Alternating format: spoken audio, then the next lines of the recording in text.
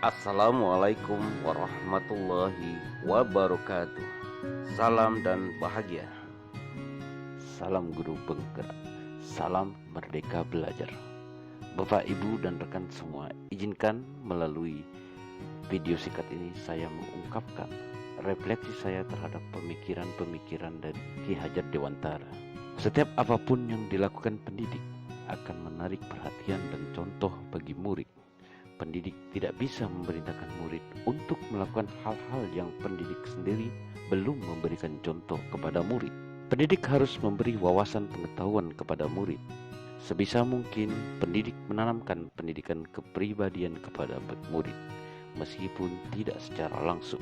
Pendidik dapat bekerja sama dengan muridnya yang berada di tengah-tengah kelompoknya dan secara kooperatif berusaha bersama sambil membantu murid. Pendidik harus mampu memberikan kepada murid dengan perhatian sepenuhnya untuk memberikan petunjuk dan pengarahan. Kemerdekaan pendidikan diberikan pendidik melalui tanggung jawab kepada murid untuk memperlihatkan kemampuannya, dan sebagai pendidik ia berdiri di belakang. Tentang bagaimana para pendidik bisa menumbuhkan dan merangsang serta mengarahkan setiap potensi yang dimiliki murid, Ki Hajar Dewantara menyebutkan konsep trilogi yang digunakan sebagai pijakannya, yaitu Ingarsa Sung Tulada, Ing Madyo Mangunkarsa, Tutwuri Handayani. Tujuan dari trilogi tersebut adalah sebagai berikut. 1. Mencapai tujuan tertib dan damai. 2. Membentuk manusia yang merdeka. Tertib tidak akan tercapai jika tidak ada damai antar manusia. Manusia yang merdeka lahir dan batin adalah individu yang merdeka perasaannya dan merdeka perbuatannya. Masyarakat tertib dan damai hanya terwujud dalam satu kehidupan bersama berdasarkan cinta dan kasih sayang antar sesama, sama derajat dan martabatnya, sama dalam hak dan kewajiban, sama derajat dan martabatnya, guna mencapai cita-cita dan tujuan nasional bangsa Indonesia, yaitu merdeka, berdaulat, bersatu, adil, dan makmur. Ciri-ciri orang yang berjiwa merdeka adalah cara berpikir yang positif, berperasaan luhur dan indah, berkemauan mulia. Berpikir positif, memahami sesuatu secara objektif sesuai apa adanya. Segala sesuatu tidak perlu ditanggapi dengan kekhawatiran, curigaan, syirik, iri hati, isu, gosip, apalagi fitnah. Berperasaan luhur dan indah artinya dalam mempertimbangkan dan menghayati sesuatu harus didasari petunjuk Tuhan menurut agamanya dan mensejahterakan serta membahagiakan diri dan umat manusia pada umumnya. Berkemauan mulia adalah kemauan untuk hidup tertib damai, tata tentram, dan salam bahagia karta raharja. Salam dan bahagia diri tidak boleh menyalahi salam bahagianya hidup bersama. Artinya mensyukuri dan menikmati apa yang ada, tidak boleh menyalahi ketentuan atau norma keluarga, masyarakat, bangsa, ataupun dunia.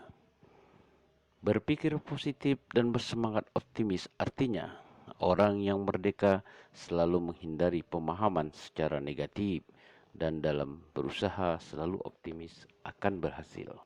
Pertama kali harus diingat bahwa pendidikan itu hanya suatu tuntunan di dalam hidup.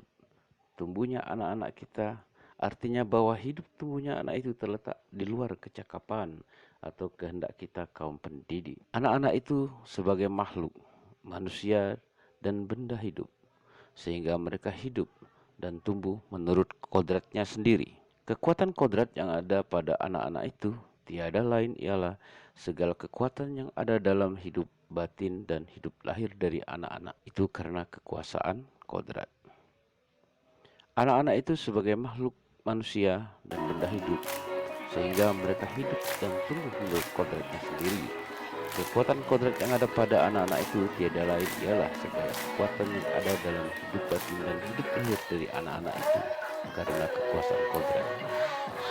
Kita kaum pendidik hanya dapat menuntun tumbuh atau hidupnya kekuatan-kekuatan itu agar dapat memperbaiki lakunya hidup dan tumbuhnya itu. Menurut Ki Hajar Dewantara, budi pekerti atau watak atau karakter merupakan perpaduan antara gerak pikiran, perasaan, dan kehendak atau kemauan sehingga menimbulkan tenaga. Budi pekerti juga dapat diartikan sebagai perpaduan antara cipta, kognitif, karsa, motif, sehingga menciptakan karya, psikomotor.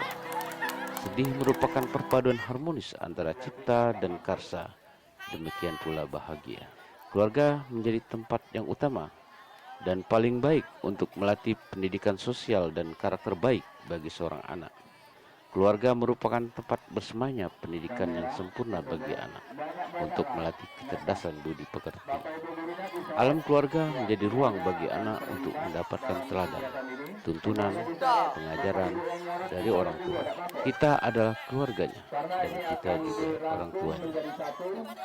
Penerapan konsep Ki Hajar Dewantara tak ubahnya menyemai bibit kebudayaan dan peradaban.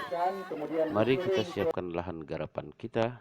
Mari kita suburkan lahan itu agar bibit yang kita siapkan dapat tumbuh kembang sesuai kehendak alam dalam pemeliharaan dan penjagaan kita. Sehingga yang muncul adalah budi pekerti luhur menuju konsep pembelajar Pancasila.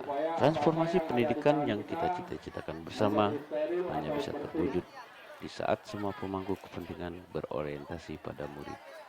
Mari menjadi guru yang sebenarnya, yang berpusat pada murid. Itu artinya pendidik menjadi teladan dan memberikan motivasi bagi murid sehingga menguatkan kemampuan untuk memperdayakan murid. Demikianlah refleksi singkat dari saya. Semoga refleksi singkat ini dapat menjadi sebuah inspirasi bagi kita semua calon guru penggerak. Terima kasih kepada semuanya. Salam dan bahagia. Salam guru penggerak.